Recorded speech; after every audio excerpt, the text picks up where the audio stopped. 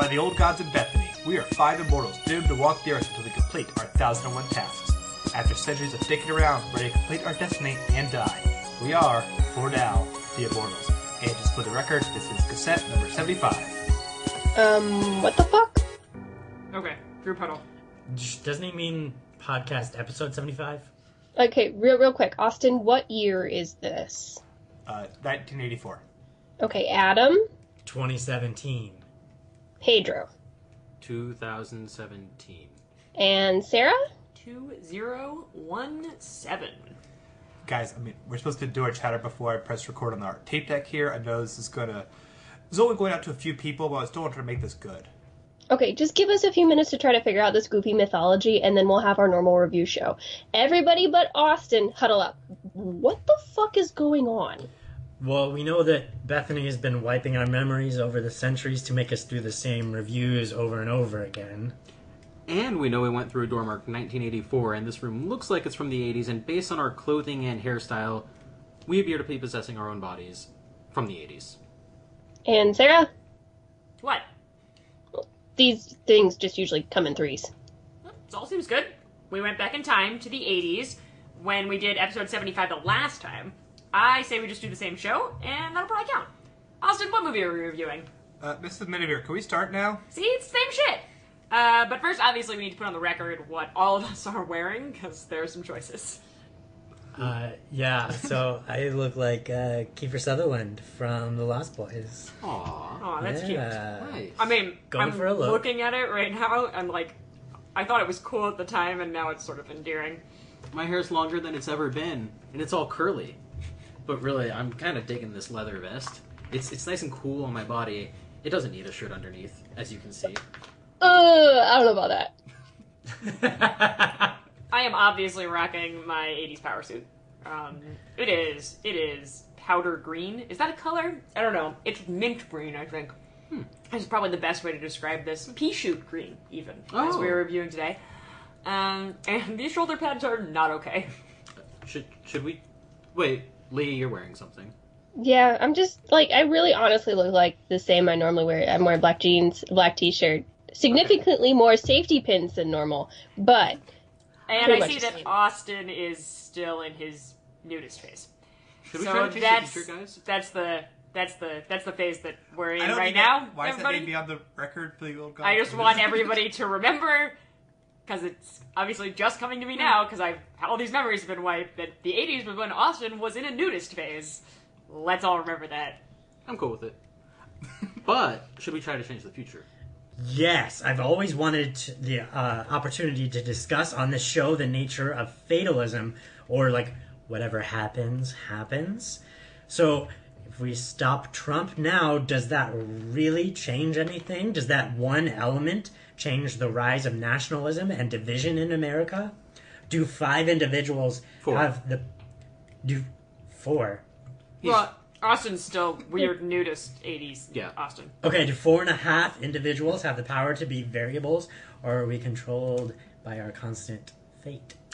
Just hopping on that real quick, I was more thinking of trying to help prevent Austin being eaten by a green ooze radioactive slime cockroach thing. Oh, yeah, that's a more pressing problem. Yeah. Guys, it's gonna all work out. Let's just review random stuff like we do every week and see what happens. You dickweeds are really kirking out. Can we just start the show? Do you really record the show on a tape recorder? This audio is gonna be terrible. We may have had a few complaints, but we try to make it too bad. Who do you send this to? We sent it to the old gods. Just them? We're just making it for them. Who did they send it to? Do we mail it to them? Did you mean Captain Kirking out? Is that what that was? I heard that was a cool phrase. Heard it was a tubular phrase. Yeah. No. Yeah, we should probably get back to Can we do the reviews. show now? Are you done with your weird we can huddle? go there. We can go huddle that I kept... Do you want like a blanket or a These towel, cassettes cost a lot. I don't want to keep buying these. I know it's ultimately worth it for the art, but let's do this, guys. This is episode 75. Woo! You guys seem a little bit off today, but it happens. You know, episode 75 jitters as we do our 1001 cassettes that we'll be sending to the old gods to break our curse. We're finally doing it. Good for us. And last week, we were assigned the number 154.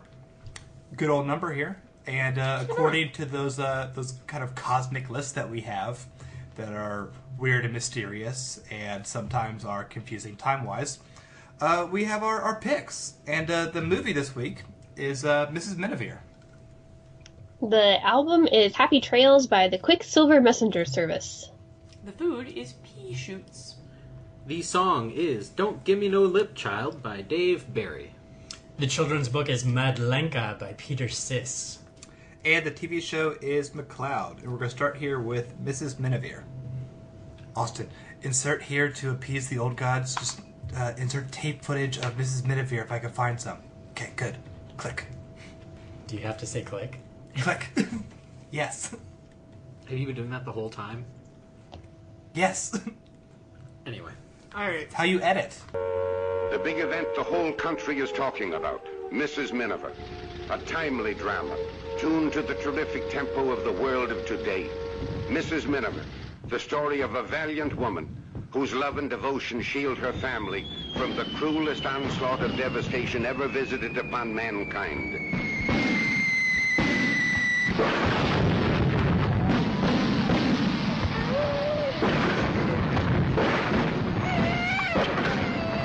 It is a story of youth, too, of young people who hold aloft against the shadow of the present everything that is brightness for the future.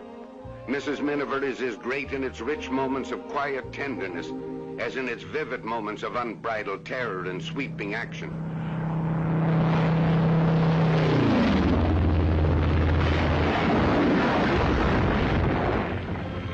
You will not soon forget the gallantry of this family of brave and decent people, whose courage is the flaming spirit of a family of brave and decent nations.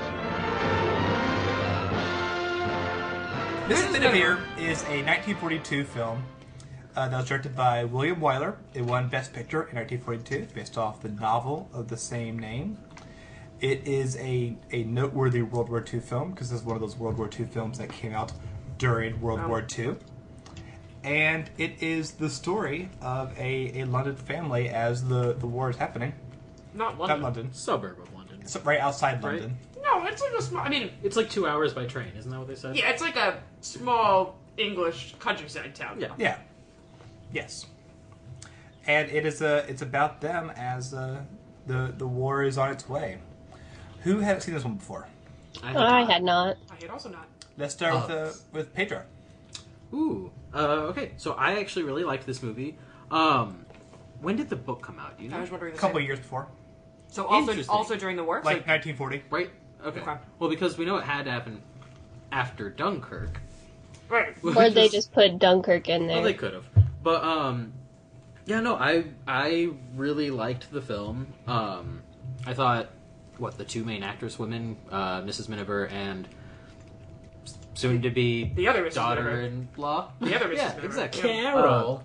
They were wonderful. I loved the dad, old lady, fucking Mr. Old Guy Rose guy. He was adorable. But no, it was interesting how they kept bringing the war into it, but like slightly secondary at first. Like, okay, yeah, I guess we're at war, and then it just kind of all falls to hell, and pretty quickly too. I think Yeah. this film, apart from like the first scene and the rest of the film, or like the beginning and the rest of the film, I think the majority of it takes place within like a month or something like that. Yeah, probably. It's quick. basically he goes off to train and then he comes back and it's like, oh shit, hell breaks loose. You can tell that it was slight Allied propaganda. No! But Did your copy have please buy war bonds at the end of it? No, it didn't, but I'm not Mine surprised did. that... Yeah. Mine did too. yes, War They bonds did. and stamps. yep. Yep. What you gotta do. We need your money. Buy war bonds and stamps. Who uses stamps anymore? I do. Have recently. Anyway, Stamps are really common. Stamps.com, where you can... They're not paying us, I think. I don't think so. No. I don't know what that means. We have a machine at work. You put quarters in, gives you stamps. Anyway, but yeah, I was pleasantly surprised by the film. I actually had emotional connections with the characters. It was a little happy, but it was a 1942 film, So that's okay, I guess. And I know you're worried as about happy is as happy. you can be, as happy as you can be when like a number of people die from shrapnel fire. Yeah, well, that's at the end. Spoilers, by the way. We didn't say who died from shrapnel fire. Everybody. Just Germans. Only Germans. Carol. And yeah. I keep saying that word. So let's talk a little bit about how like the beginning works, because this is now my third time watching it. I might have seen it in theaters, I can't really remember. But it's something where it is so perfectly slow at the beginning. Yeah. And rewatching it, I really like how slow it is, because I know how tragic it's going to get. So it really makes you recognize how peaceful it is and how separate they are from everything.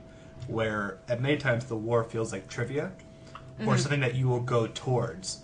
You just never expect that it will come here. And I think the movie does a really good job creating that atmosphere. What did you think, Adam? I loved it. Yeah. Yeah, I've never seen it before, and so I didn't have quite the same experience. It did feel slow at the beginning, but then as I was watching it, you do realize that that it's very important that you understand how they're living, and they're kind of, like, I think the sequence of her buying the hat and Mrs. Miniver buying the hat and her husband, Mr. Miniver, buying the car, and that dinner scene where they try to hide it from each other.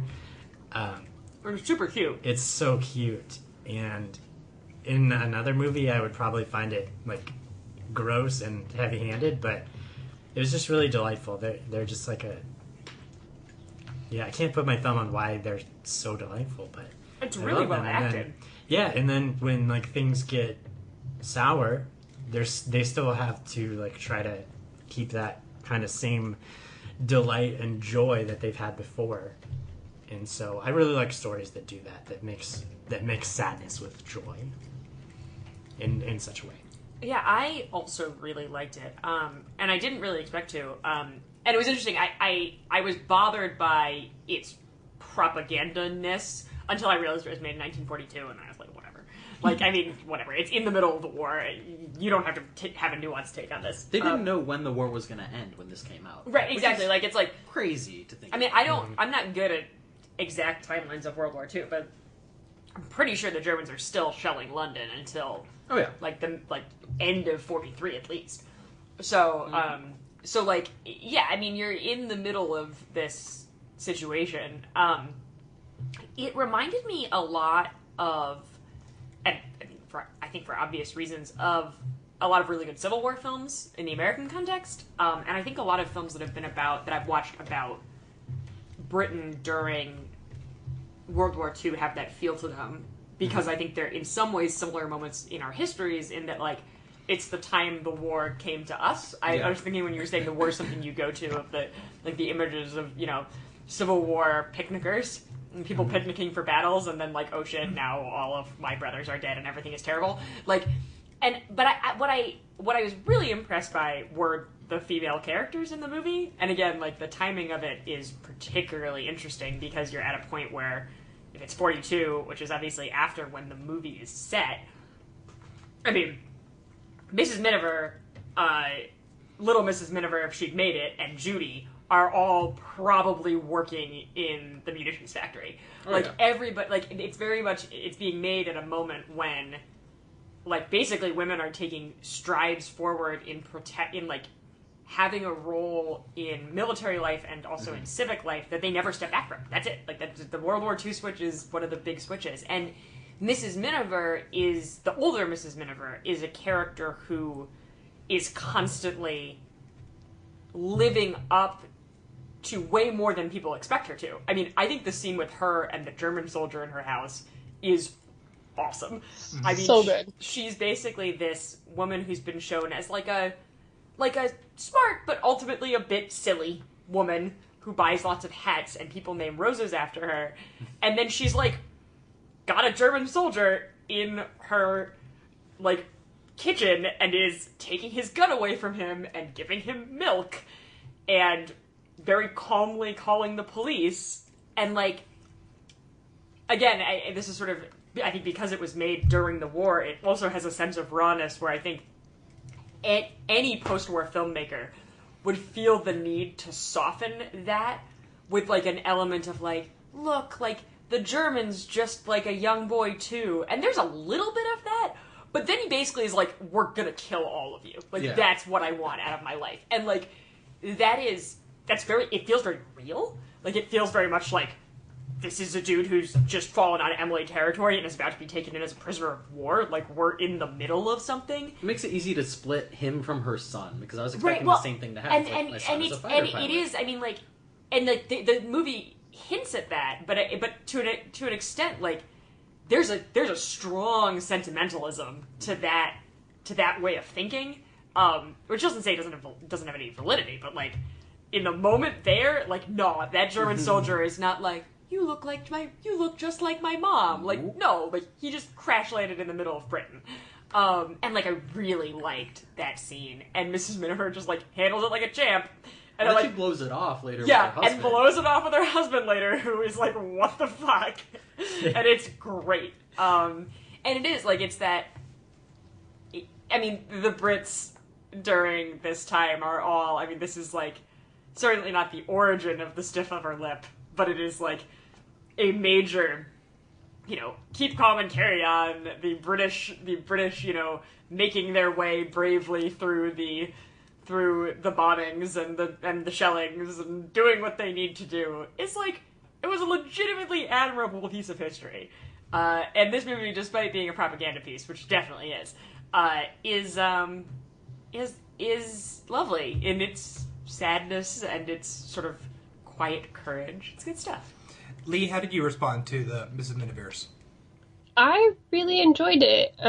As Sarah was kind of hinting at, if I didn't know that this was an American production, I would never have guessed, except for a couple of the bad British accents. But still, like, it's such a fantastic portrayal of what the British were like during the Blitz. It was that stiff upper lip. We have to keep going.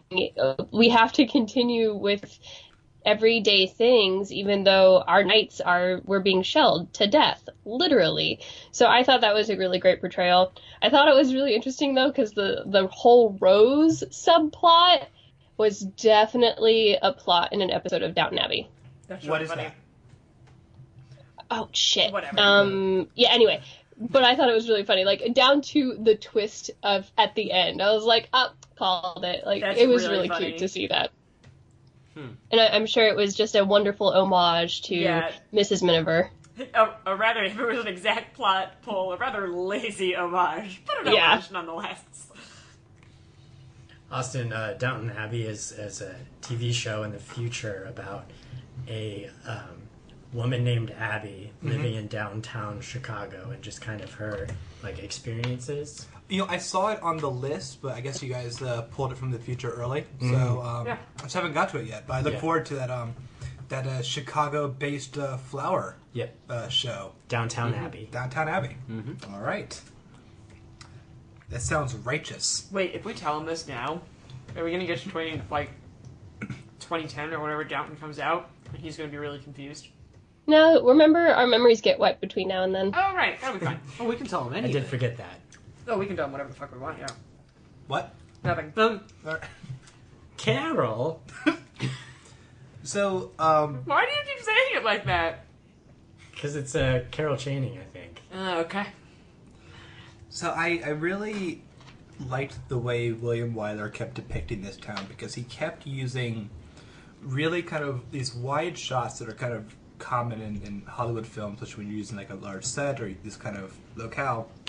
Because then at the end, when the bombing does happen, the effect of seeing like half-done walls and ceilings gone in the same kind of shot was so powerful, because it really is. These people are under attack, and I enjoy how what Adam said earlier about you have that element mixed in with the joy, because the twist with the flower scene. If you cut out all the war scenes from this movie, you all will be hating the flower subplot more than anything else in the world. Oh, yeah. But to spend so much time watching the mean lady decide to give the prize to the nice man, who worked really hard for this rose he named after a nice person in town. It's sweet because it's. I think we often tend to criticize sweetness on its own because we don't believe it fully. It doesn't seem genuine.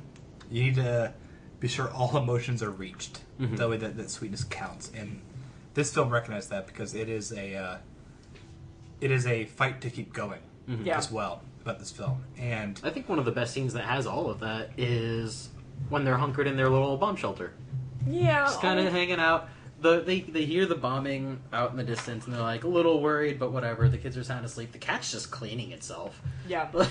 I'm cool, whatever. And then it turns bad real quick. I also, as precocious children go, I found Toby to be genuinely funny. There's a genuinely funny, precocious child, which is very rare in film. They were both pretty good. They were, Judy didn't do as much, but they were both genuinely entertaining, which is I saw that kid and his little voice came out and I was like, I hate this kid. And then he was great.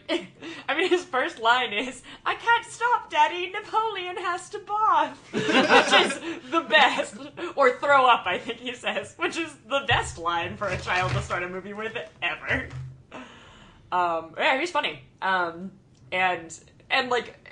his little notes of sad sweetness, were a little twee, but very believable. Of the sort of is the war over? And it's no, sorry, bud. But then he says good. Yeah, because he's an idiot kid. And kids are dumb. I hate to, because you should always judge Hollywood films by their time. You shouldn't think so much of is it dated now? Because obviously here in the 80s, nothing now seems dated. This is a normal period of life where... This whole thing is going to age really well. Thank you. I clearly have for centuries, and this is looking great. For all you cassette tape listeners, we're talking about Austin's attire right now. Yeah. Or lack thereof. Of course. It's not a big deal, guys. I mean, if you guys are distracted, focus on Just be glad that the internet isn't a thing right now. Yeah, it's really the best. It's a weird word. Anywho, I was distracted by the son. His acting style was a bit too bad. Yes, that's. It was really hammy. Yeah, and the dialogue doesn't help him. It's very leading young man in a '40s movie. And I was thinking I know where this is going. It's fine, but that's still the worst proposal ever. I mean. I hate you all. Wartime. I know. Well, I wish that he would have had less of the golly gee attitude and been more like. Especially after coming back from a few missions. Yeah. I actually really liked him at the beginning. I found him very believable as an asshole college student. Right? Yeah. Who knew everything about the market. That was some quality shit. I couldn't tell if the film knew it though. I don't know, but I didn't care. I think it did. But then you want him to have more of a. What is his name from The Sound of Music? Rolf. The nut face. Yeah. You want him to come back a little more edgier. I was very surprised he didn't die.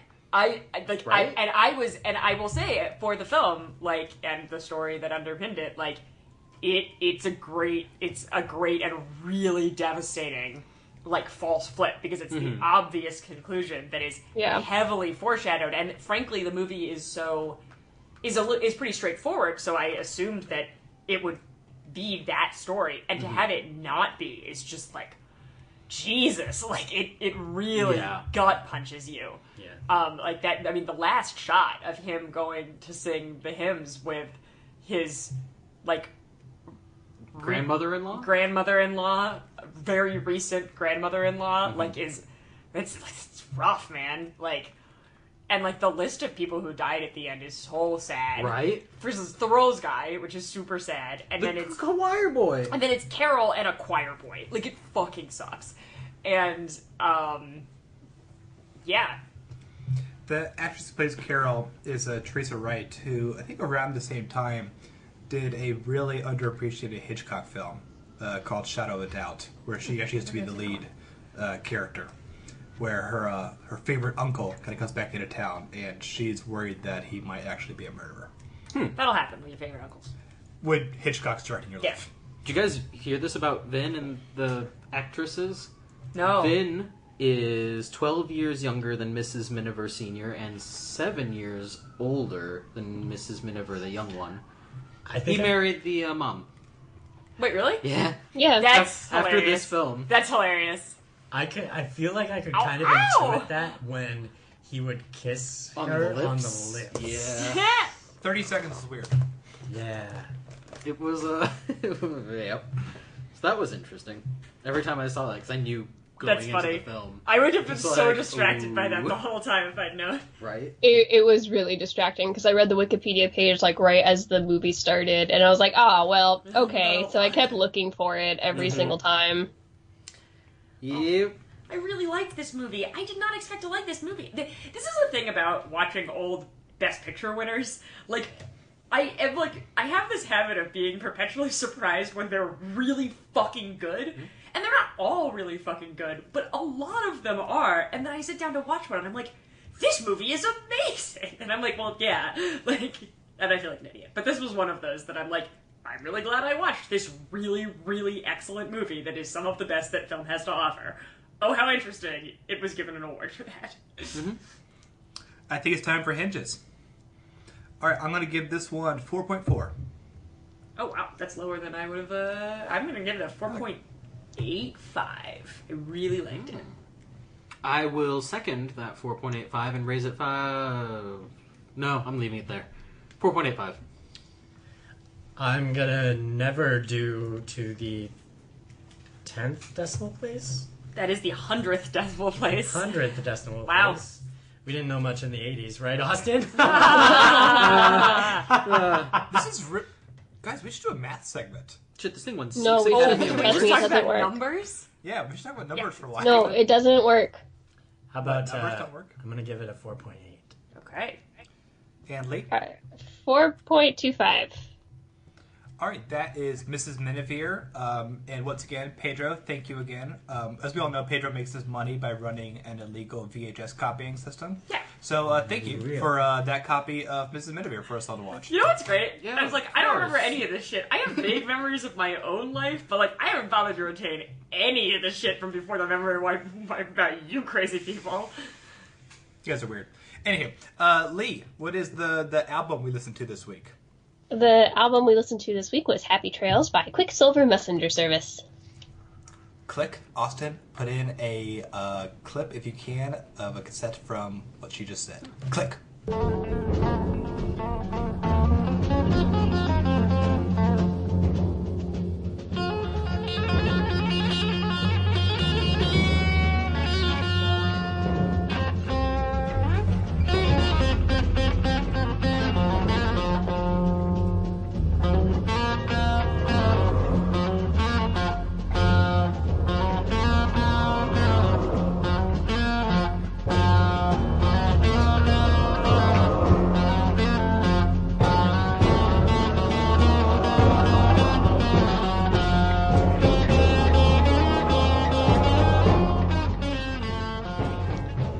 This was their third album. It's a live album. Came out in 1969, and it's interesting because most live albums are just a live recording of a concert or some sort of performance. This was two separate performances that they then kind of made one album. So that's neat. It's something. It's not what I expected. I agree. I did not spoil myself. I had no idea what I was going into this, and I was blown away. It's really cool, and I think I got it as I went on further. Because I think I kept waiting for, like, more of a traditional song structure to come in. But No, I definitely agree. But near the end, especially the last 15-minute long song, like, I really got the layers and the strangeness of it in a really appealing way. No, I agree. The first song and the first side of the album is a riff, a like half-hour long riff on the Bo Diddley song "Who Do You Love," which is a fairly standard blues song. You'd probably heard it, or you'd recognize it if you heard it. So when I heard that, I was like, oh, okay, I guess this is just probably going to be a bunch of covers or different types of blues songs. And then it turns into this crazy, trippy adventure, which was awesome. Fully agree. I was waiting for like 5 different covers of that song. But I don't. How would you describe the tone though? I'm hard to kind of find a word for that exactly. Well, it's definitely like psychedelic. I would not be able to put a single like tone or emotion to go with this, except that it is a journey. There is a trip. You sit down, you buckle up, and you just get ready for the ride and enjoy it as you go along. This is, when I was listening to it, I just kept thinking of like an early 70s road trip, like in a huge gas guzzler car that's really bad for the environment, and you roll the windows down because air conditioning doesn't exist in your car, and just kind of driving along Route 66. Like, this would be a perfect soundtrack for that. The environment's fine, by the way. I mean, we can't affect nature. Come on. Okay. Let's just breeze right past that one. Yeah. Let him stay. What else did this band do? Do you know much about them? They kind of just stuck with the whole psychedelic rock thing. They were compared to Starship / Jefferson Starship. They did a lot of the same kind of tours as they did. It's definitely they're a psychedelic band. I have the snippet I want to read about how they came up with their name for their band, Quicksilver Messenger Service. And after this, I think you'll just get the gist of this band. We were all Virgos, and Murray was a Gemini, and Virgos and Geminis are all ruled by the planet Mercury. Another name for Mercury is Quicksilver, and then Quicksilver is the messenger to the gods, and Virgo is the servant. So, Quicksilver Messenger Service. I am wigging out right now. They did a lot of pot, at least. They're a hippie band. I mean, like, from that little snippet alone, I feel like you can get a gist of what this band is. And yet those, like, sometimes those bands are not something that you would, like, invite anyone to listen to. This one does. Like, it's not too far out there. No, I really enjoyed it. Like, I'm not usually a fan of the psychedelic trippy albums because I just don't care. I don't have the time to get your deeper meaning or whatever. But this one was really enjoyable. I enjoyed just having it on and listening to it and not having to try to find a deeper meaning. It was just enjoyable to listen to as is. I think it's time for Hinges. What would you give it?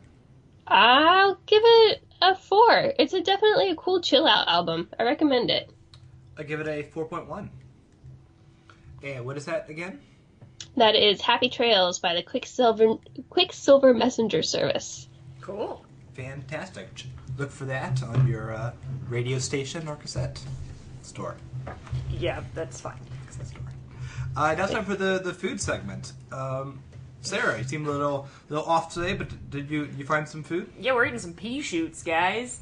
PEA, just to be clear. I just want to be clear about that. Sorry. It being an audio medium. Yeah, they are...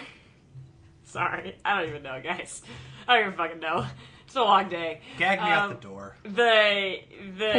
No, don't say that. The food, it's pea shoots. It's the shooty part of pea plants. Like, the part that comes above the ground. Because peas grow underground, I'm pretty sure. In pea pods. I actually don't know. I didn't look up the anatomy very closely. The ones I bought... I've grown beans before, and it's like just a little like shrub, basically, with little bean Well, pods these that are hang down. pea shoots, and Wait, they're... you've grown beans? Yeah. Did you trade your cow for them? No, Why would I have a cow? Honey, It's there are beans. beans that are not magic beans. That are beans that people eat. Pedro has weird stories all the time. Yeah, but Still that is have a him. really Yeah. weird way to go with that. Anyway, they're pea sprouts. They're pea shoots, sorry. They're tasty. Eat them with your face and review them, please. I'm going to elect to eat them with a fork rather than my face. You're sharing a fork with me.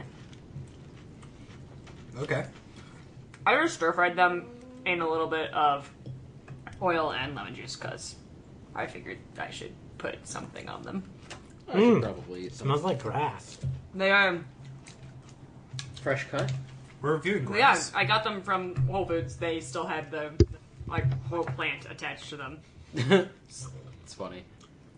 Tastes like grass. It does taste like grass. I like This grass. is disgusting. I was making a really cool I drug don't think it's reference earlier. gross. Just I think grass. it's good, but it does taste a lot like grass. I mean, I don't have a problem with eating grass, really. I mean, I've never eaten it, but it smells good. Pedro, do you have a weird story about you eating grass when trying to kill some bugs? No, but, you know, who hasn't tried to eat some plants here and there? I mean, it's very fibrous. Like, I lightly stir-fried them. I could have cooked them down a little bit more, but the shoot part of the pea shoot is pretty solid. If anything, it's the texture that makes it weird. Because the texture with the taste makes it feel like you're eating grass. It's a little stringy. The texture is fine. The taste is fine. Them combined is weird. I'm kind of into them. Because I like it, but... it's Yeah, grass. I'm really into them. They're not grass. What grass do you have that looks like this? Here, I'll take a picture. This is some... So we can put it on Twitter. This is some good grass. This isn't some... Is it just like chlorophyll or... The fuck is that? Chlorophyll is a real thing. That's a thing. It's been the around weird for rectangle you're forever. holding. Oh, there's my phone, dude. Yeah. You don't have one of these? You know, Oh. don't worry about it, dude. Why are we recording on this? I'm sure it's a lot better than... It's definitely true. Whatever. Sorry about the audio quality, everybody. No, I actually kind of like these. I mean, we're eating like a bowl of them, but I feel like what they would be good in is as a replacement for like bean sprouts. Yeah. In anything that I would put bean sprouts in. If anything, I might like these better than bean sprouts. I do, because bean sprouts are totally flavorless. And are just... No, bean they sprouts taste are- like this. Bean This sprouts is what are food stronger does. than this, I think. I feel like they're bigger, though. I don't like Yeah. them. And these are... I would put these in, like, a bibimbap, or like a fried rice thing. I feel this is weird, and this is the first time I've ever said this, but I think it's very strange to review this by itself. And not Oh with my other- god! What? Oh my fucking god! No, it's original thought I just had. I think it's strange to do this, and yet I like it. I think I could very easily kind of picture this in some sort of salad or some sort of dish. And if that I were to could be give really you that good. dish, you would say... The opposite. You would say that you would not be able to review it because you would not be able to pick out the I pea shoots. don't think that would happen. I think it would. That's why I always try to try both. Well, that's great, but then you could cook every week. No. Oh, snap. It's funny, I really like these. I'm super into them. I kind of couldn't tell you why. I like greens related things. But these are really good. I'm into them. They taste very springy. I'm confused that I like them because my only descriptive words are it tastes like grass. It's like a step away from But cabbage. I don't think I like eating grass. Well, you could go find out right now. Well, they have It's to raining. They're nice and clean. They have to press stop on the tape recorder. Oh my God. That's all. This is good. This is good, and I think it works well as a very. I like when you can kind of add something to make a meal or like a salad fuller without like having overwhelming tastes in every direction. Like coconut is the ultimate thing of like this dish is now tasting like coconut. No matter what it is now coconut forever. This is a good addition.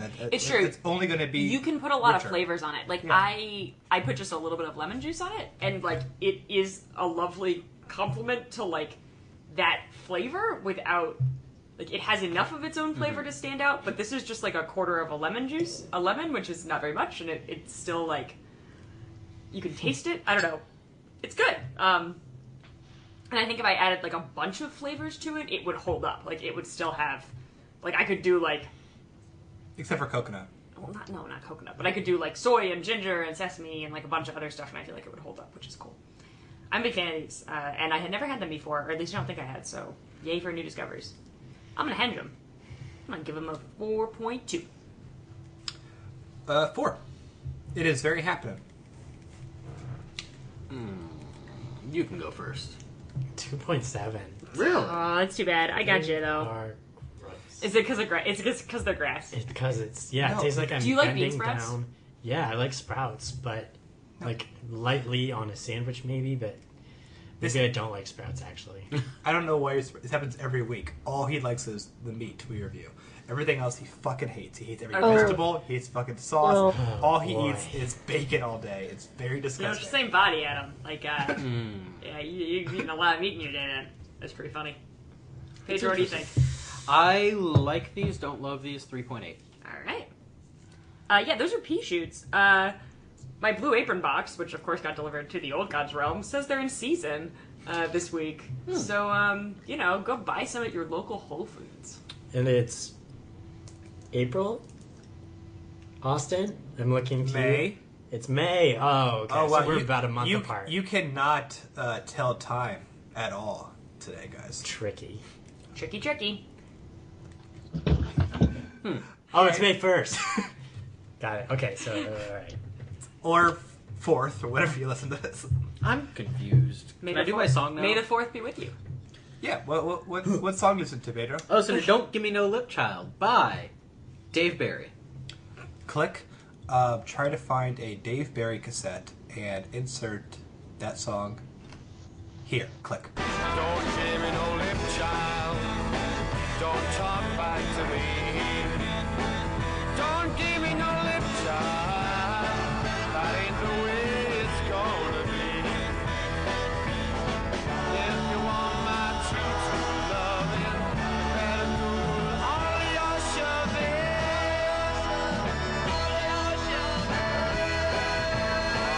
Don't give me no lip, child. I could just bootleg one for you. I have a side business. You have a side business to your illegal VHS business. It's Yeah. all just putting tapes from one tape to another tape. Yeah, Super that's small. you could make good money on that in the 80s. This is episode 75.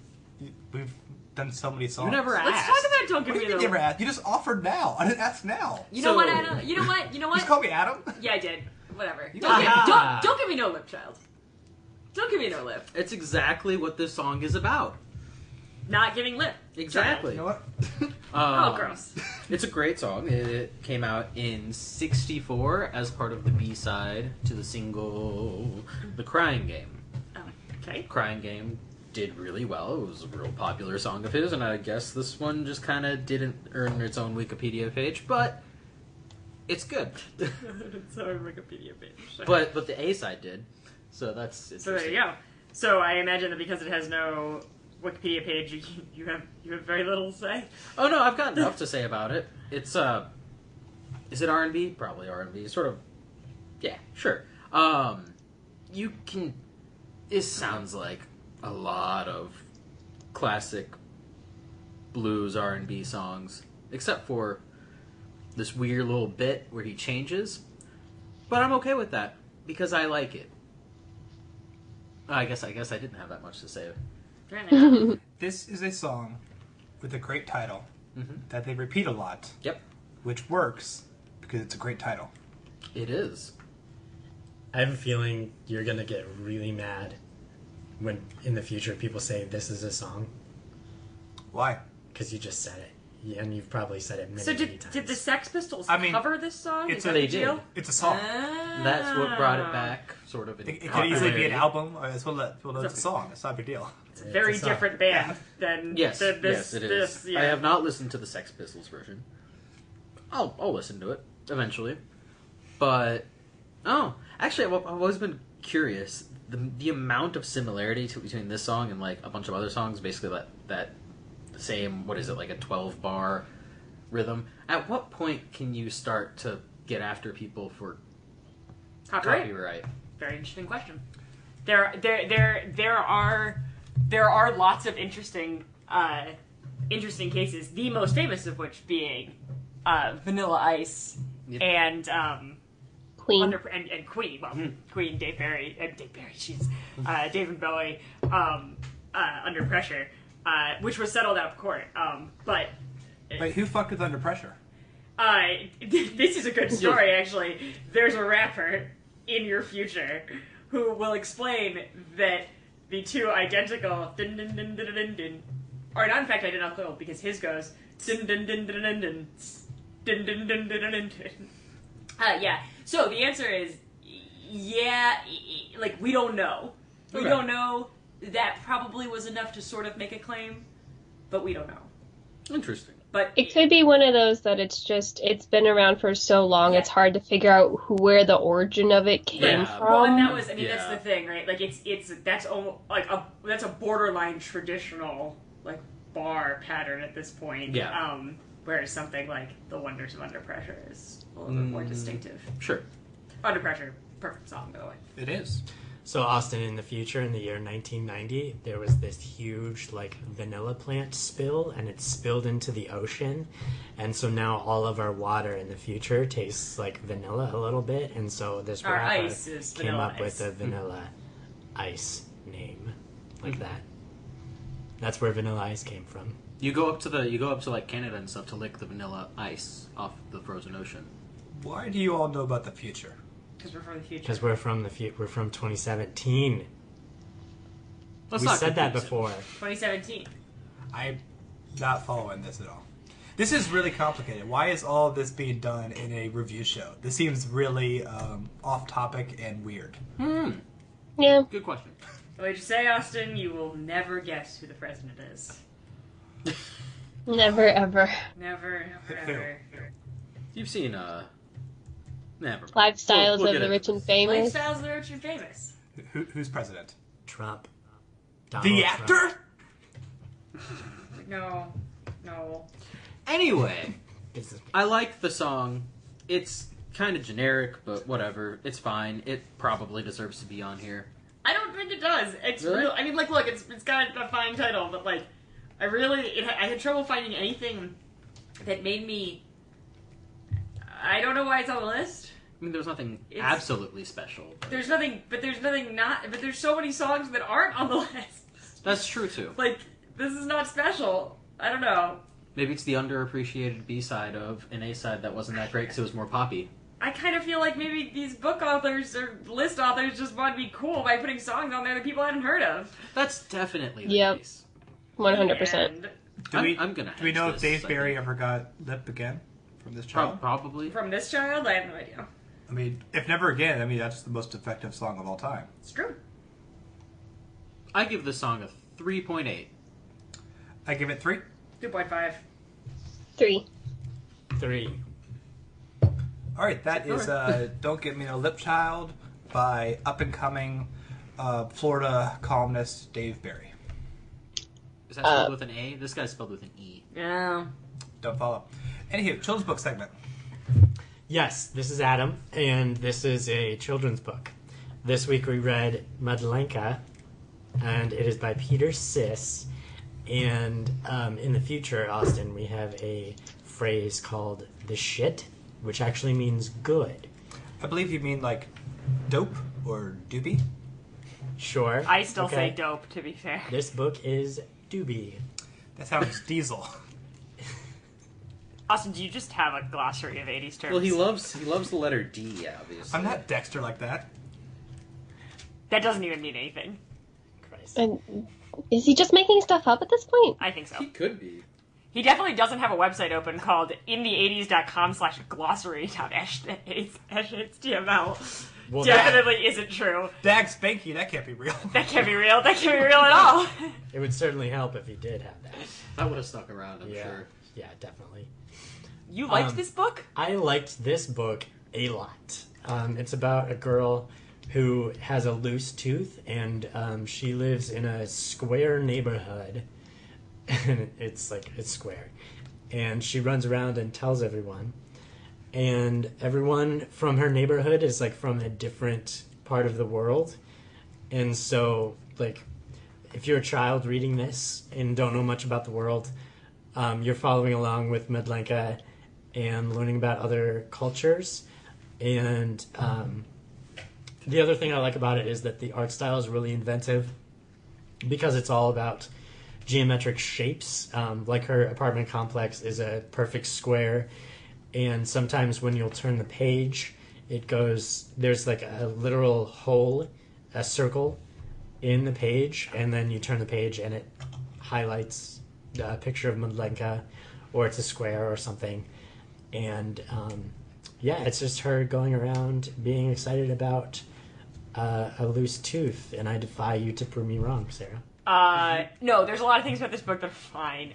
It's just that it's from 2000, and it's about going around the world and immigrants, and it makes a couple pretty unforgivable things. The first, which is small, is that little girls from Egypt in 2000, not named Cleopatra. Not a thing. Egypt is a Muslim country. No one names their daughter Cleopatra. Like, not a lot of people name their daughter Cleopatra, spelled like the Empress. They still could. They could, but like, my point is... highly unlikely. It goes in with a little bit of the reductive nature. Also, one of the men in the book is from India, and then one of the women is from Asia, which clearly just is Eastern Asia. And it would just have been really easy for this guy to have not made those stereotypical mistakes, and he didn't, and it just bugged me. Like, for a book that is supposed to be celebrating, like, you know, other cultures and traveling the world in your own little block. I will admit I also, like, kind of hate children's books set in Manhattan that, like, wank off about how great Manhattan is, but maybe that's just me. But, like, there's just a little bit too much of, like, I mean, it just, like, the Asia thing is unforgivable. I'm sorry. You can't have everybody from a country and then have someone from Asia and have it mean all of East Asia. This is not just don't do that. Just have her be from Japan or China. It's not that hard. So that really bugged me. I will admit that there are a lot of great things about the book. And, like, it's very cute. It's just, like, those are such tone-deaf things to fix. And it bugs me.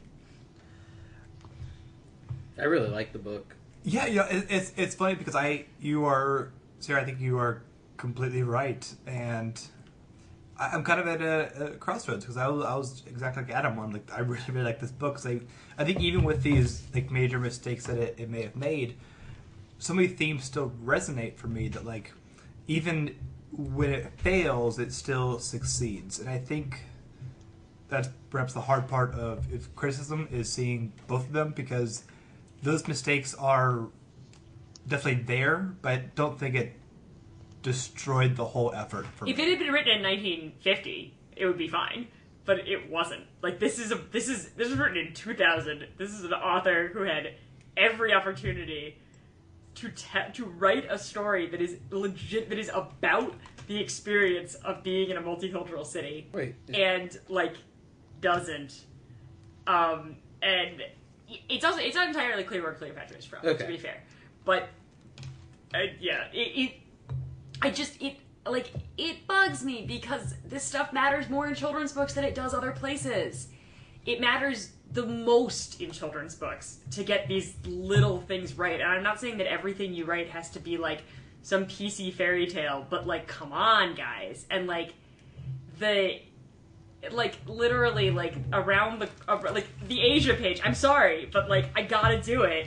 Like, she has these, again, the illustrations are beautiful, where she's, like, walking around the block, and it's lots of, like, stuff from each country that are really cool, but, like, it's sylph scarves, lucky dragons, masks, a picture of the Dalai Lama, yak hats, samurai swords, different smells, lotus. No, I can't, guys. I can't endorse it. On the same page that we have open right now, it has a picture of chopsticks and says, you eat with them. Which, remember, this is a picture book. Well, yeah, and that's fine, but when I'm not talking about that. I'm talking about you've got multiple different countries represented here, multiple different religions, multiple different cultures. Under the title of Asia. One of the cute things that the book does that I think is really sweet is Madlenka is Polish it's like a Polish diminutive for Margaret. And in all of the different languages, they, like, the Eduardo comes from Margarita, and, like, that's really cute. Except that in the Asia page, they call her Mandala, which is not a translation of that name. That is a sacred Buddhist symbol. Not a funny word. Like, I'm sorry. Like, I don't mean... I know I'm harshing everybody's buzz, but, like... I can't... I just... Look, this is the most important venue to do these things right. I feel like I'm, like, harking back to our very first episode and being all, like, harshing people's butts on Human Planet because of my soapbox, but, like, you gotta get this stuff right in children's book. Well, first off, that was our second episode, and also, you loved that show. What? Yeah, in our second episode, 1983, whenever that was. Yeah, fuck that. You really liked woke. that show. Fuck that, I got woke. Also, there was an episode a couple weeks back, I think, where I had a problem with a children's book, and you said, it's just a children's book. Which one? I don't remember which one. Yeah, but it's been several. Like, you've said that several times. Oh, I mean, that's fair. It's just a children's book. So, the one I with don't the know how you cat can and say the that old now. lady, we did that one too. Yeah, no, it's just, well, like... It's just a children's book. It's just a children's book. Yeah, No, it's just it's a children's book, which means... See, it's good to say it. It's a children's book. Yeah. It's a song. But if Everyone you, should say that. if in your children's books you are implanting and then like making larger stereotypes about other cultures in a book that is so clearly trying to literally be the book that you pick off the shelf because you want to teach your kid about other cultures in a lovely family-friendly way, which he does on many of the pages, you cannot do that shit. Well, it's not only about, like... I'm just so tone deaf that I wouldn't have caught any of that. I would've read didn't. this I didn't when I read this. And because I really liked the central idea of this book, which is that she has a loose tooth, which is a literal universal experience. Yeah. Everybody in every culture will lose their baby teeth. And it's the idea that it's a very simple act that she wants to tell everybody. She's not actively looking for, I want everybody's different take on this. She just wants to see everybody around her. And I think that is a really kind of great, pure way to kind of drive this story. The surrealist images behind it, like, do exactly the same. She's literally just taking a stroll around the block. But It's really lovely. So I like all these elements, but now that you've shined a light on some things, it does. No, that's criticism. I don't have a retort, which means I don't know who does right now. I mean, you're right. The strongest art will have both sides. This one, I don't think you're can on have the both correct sides. side of Yeah. all of this. But also, Pedro has now read this twice during this segment. Oh yeah, he's still forward and backwards. and backwards. He is still looking like not know what's going to happen next page. I actually really wish that this author, I genuinely, sometimes people come out with new editions of children's books, and I legitimately wish this author would just fix a couple things. It's really it's all the book needs. It's just don't call her Mandala. That is some fucked up shit, dude. And because it is so lovely, but it's I wouldn't if I flipped through it in a library to see whether I would read it to my own children. I would not, because of these issues, and I would encourage other people not to because of these issues. So those are my feels. Sorry, I have a lot of them. I think it's time for hinges. Adam. 4.5. 3. 1. 4.6. I'm sorry, I have to. There's a gun at Peter's head right now. Yeah, I okay. You all know I don't care about words anyway, right? I do know that. I do know that about you, Pedro. Pedro, can you read? Yeah. Are See, you sure? That's a Little Prince. You're putting in a picture. Anyway. All right, that is Madlenka. Madlenka. Take a read. We want to hear your thoughts on it and how it fixed everything. And now it's time for the television show, which is the TV show McCloud. Click, Austin, put maybe the theme song or something on McCloud in. Click.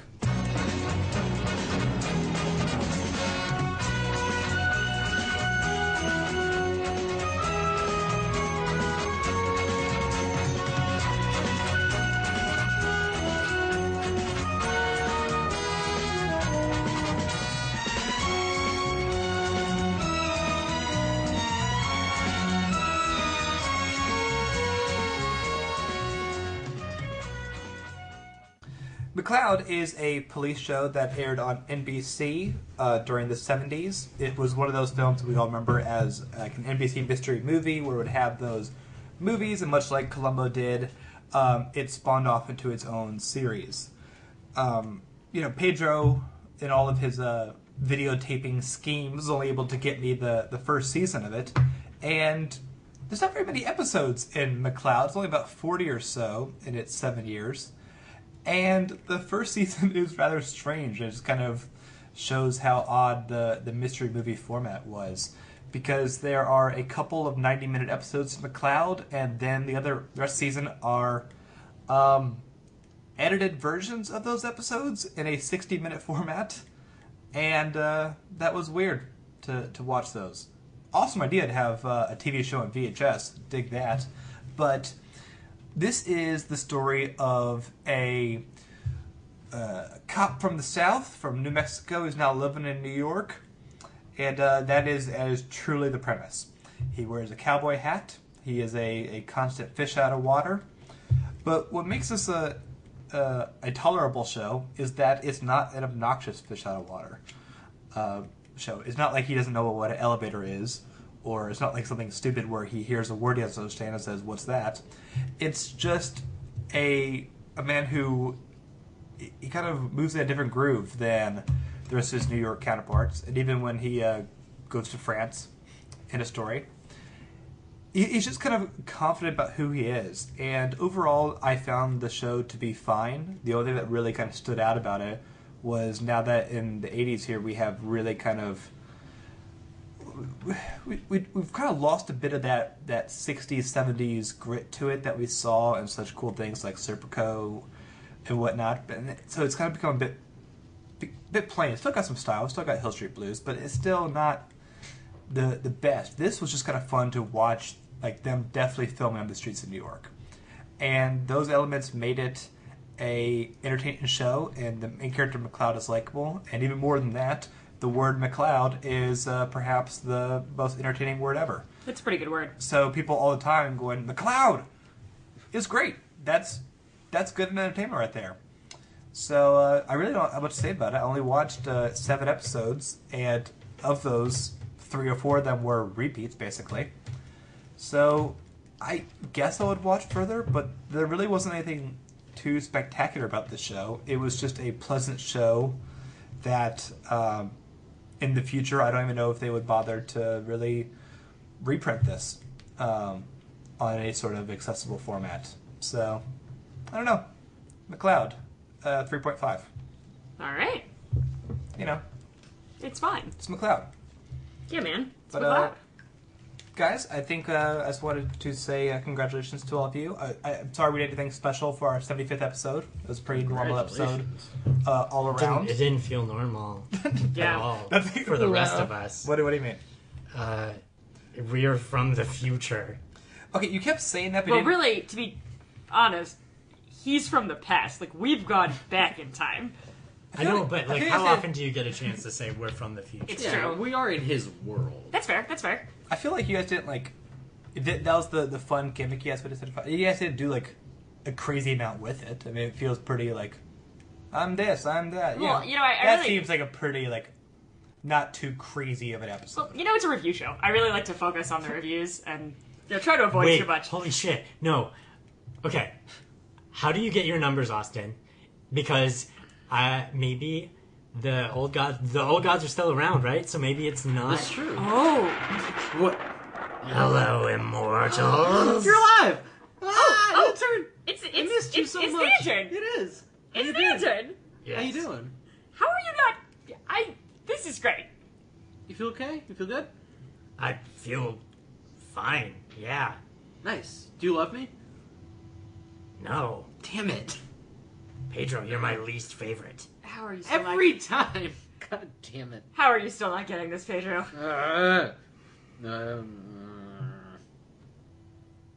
So, intern, what year is it?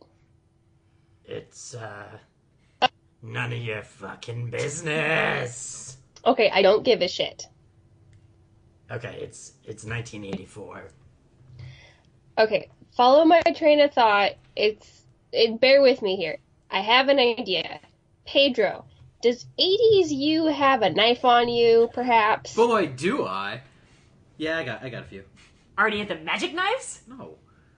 Okay, Pedro, I think you should stab Adam. What? No. I don't No. wanna. I'm gonna second the what here. I don't, Okay, so we got here.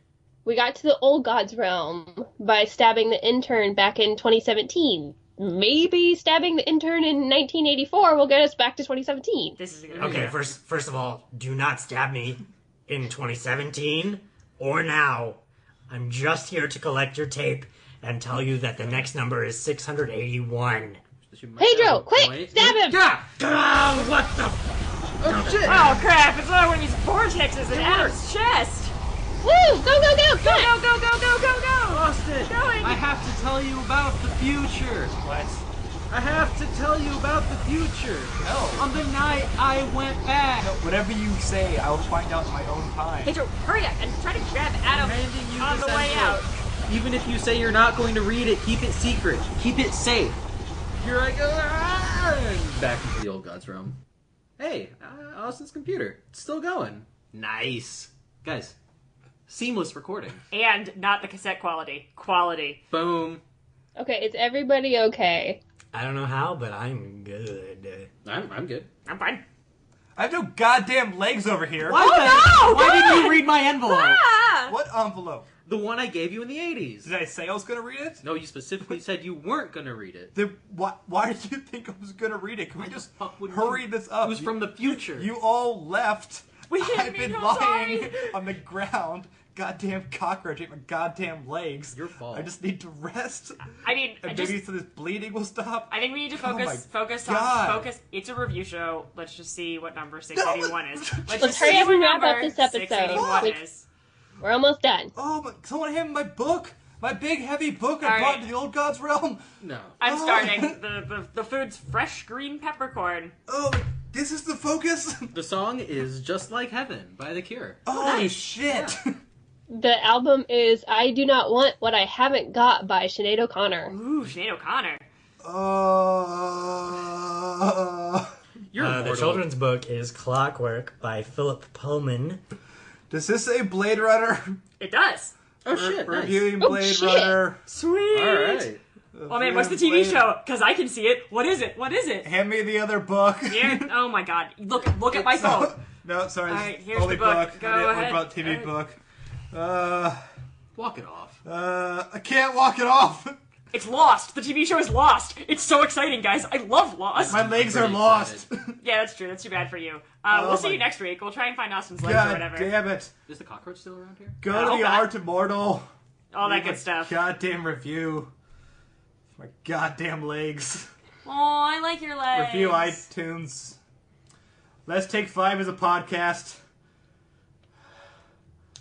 We should probably get him some help. Tomorrow we're reviewing Captain America Civil War. Okay, it's time to wrap up. Yeah. Lick the walls. There's booze on it. The wall's too far away. Here, I'll scoot you Pull up the over. wall.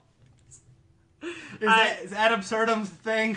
Yeah, we're gonna do war games. It'll either be out this week or next week. You guys change something about the past, or you guys help me? I tried I think to. it's time to go away now. This is really a review podcast. I think we need to focus.